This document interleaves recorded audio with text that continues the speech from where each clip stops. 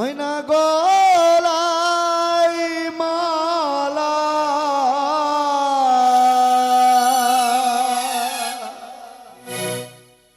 পরনে লখাই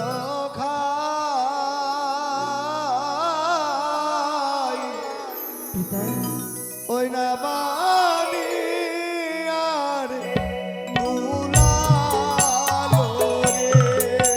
সাজিয়ে দাও বাবা, সাজিয়ে দাও আমার।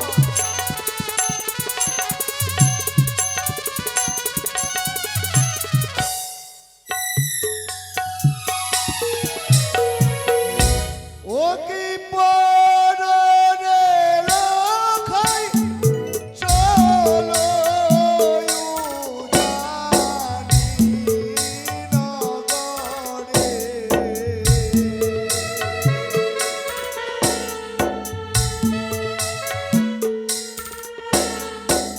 বিবাহ করিতে তাই করো পিতা, সাজিয়ে দাও আমার গো।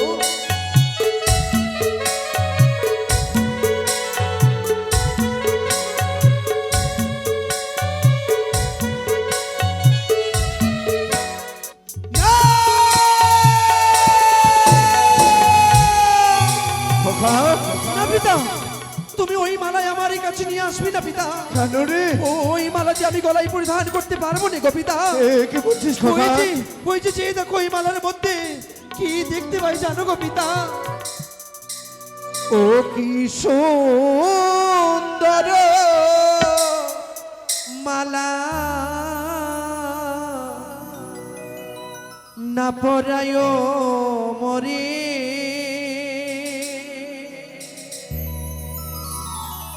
আমার পিতা সদা বড় গো।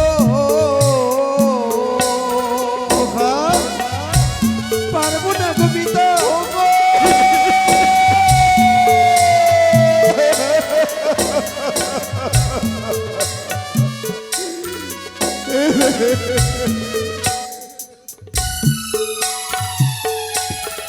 কেন রে? কেন জানো গো পিতা? কেন রে লখা? ওই না মালার উপরে সরিবে এরো চিহ্ন গো।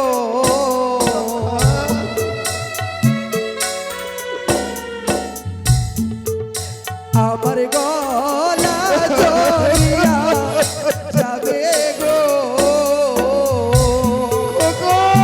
তুমি বলবো তুমি তাই, আমি বড় বড় ধারি করতে তুমি দেবে না আমার গলা।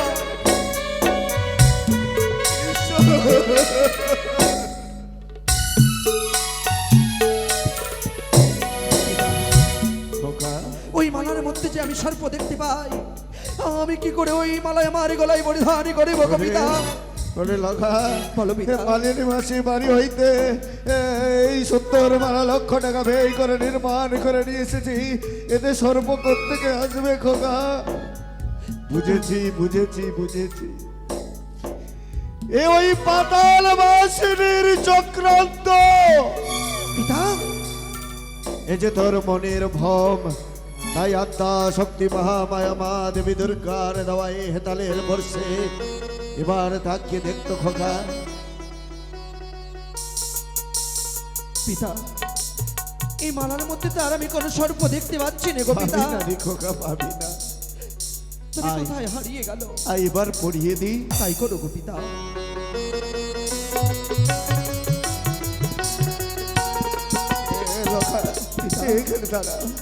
বলি হয় চম্পক মাসি, এসো সকলে দেখো, দেখো আমার লখাকে, দেখো কত সুন্দর মানিয়েছে। এ কথা জানিস?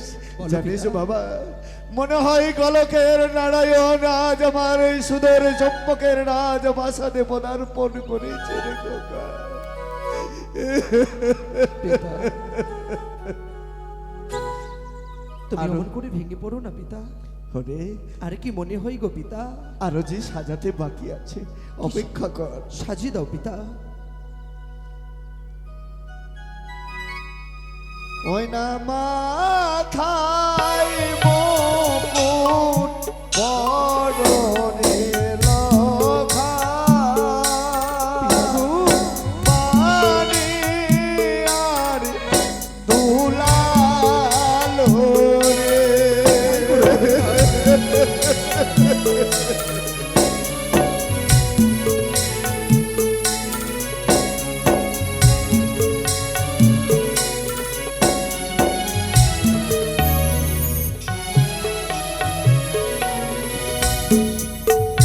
ওকে পরনে লখাই চলো উজানি নগরে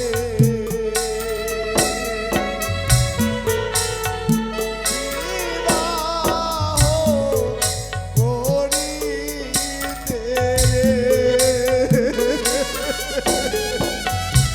আই খোকা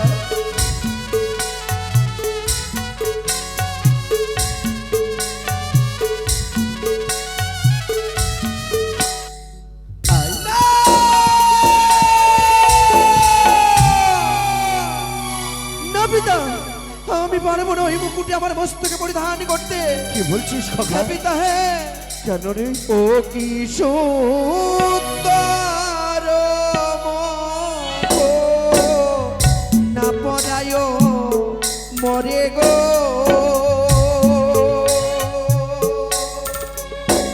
আমার পিতা সদা বড় গো। আমি ওরে ওরে পিতা, আমি ওরে ওরে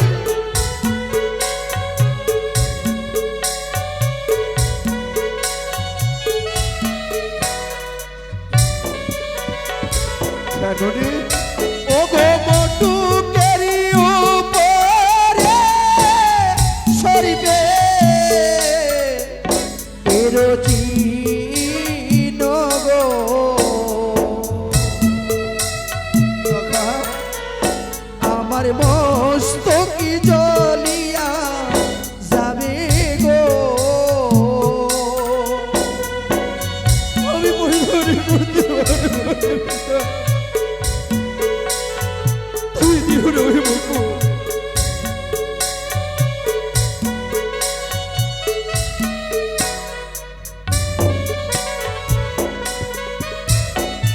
পারবো না পিতা।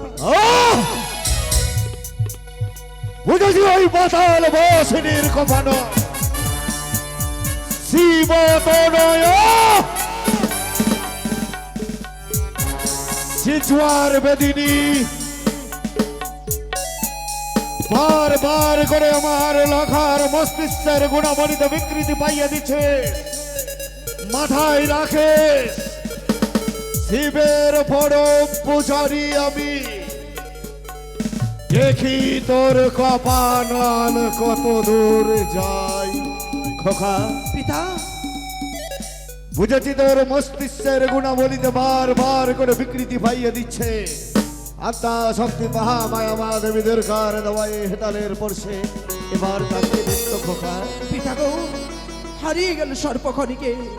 শোনে যে মুকুটে আমি সর্প দেখতে পাচ্ছিলাম, আজ খনিকে যেন হারিয়ে গেল গো পিতা। শোনে খোকা, বলো না পিতা।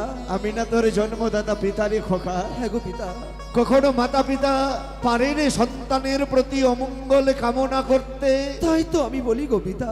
আই খোকা, ওগো আমার চম্পকের বাবারা, ওগো আমার মায়েরা, এই সোলার মুকুট তুলে দেওয়া তৎকালীন জয়ধ্বনি উলধ্বনি দিয়ে আশীর্বাদ করুন আমার লখা যেন বিপদ থেকে মুক্তি থাকে। আশীর্বাদ করুন। জয় শিব শম্ভো, জয় মা শিবানীর জয়, বলো জয় শিব শম্ভো। পিতা, আমি তোমারই বাসনা পূর্ণ করেছি, আমি বড় বেশি আজই সেজেছি সত্যই, কিন্তু জানবার বড় ইচ্ছে হয় গো পিতা। কি রে খোকা? আমায় কেমন মানিয়েছে পিতা, ওরে। বলো না পিতা। তুলনা নেই রে, তুলনা নেই। স্বয়ং নারায়ণ মনে হয় আমার এই সুদূর চম্পকের প্রাসাদে পদার্পণ করেছে রে, শুধু পিতা শুধু আনতে যাবে সঙ্গে করে তার লক্ষ্মীকে। পিতা কিন্তু- তবে আর বিলম্ব কেন খোকা, বলো। আরো একটু বিলম্ব যে তোকে করতে হবে। কিন্তু কেন গো পিতা? যে গর্ভধারিণী মা তোকে এক এক করে 10 মাস 10 দিন গর্ভে ধারণ করে পৃথিবীর আলো বাতাস অনুভব করিয়েছে, সেই দক্ষিণী ঘরের এক কোণে বসে ডুকরে ডুকরে কাঁদছে রে খোকা। কেন জানিস? কেন পিতা? লক্ষাবর বেশে আসবে আর বলবে ভাগো আমায় বিদায় করে। কিন্তু কিন্তু আজকের দিনে যে তোর মায়ের আশীর্বাদ একান্ত প্রয়োজন খোকা। পিতা গো, তাই যা বাবা, মায়ের কাছ থেকে বিদায় নিয়ে আয়। তুমি আমায় আশীর্বাদই করো পিতা।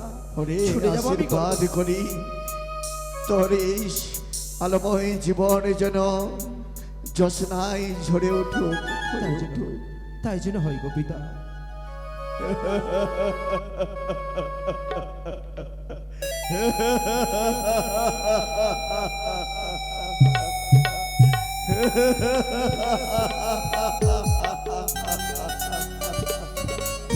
হে পাতাল বাসিনী, হে জুয়ার বেদিনী, মাথায় রাকেশ কোটেশ্বর পুত্র চাঁদ সৌদাগার তার পুত্রকে নিয়ে চলেছে উজানির পথে।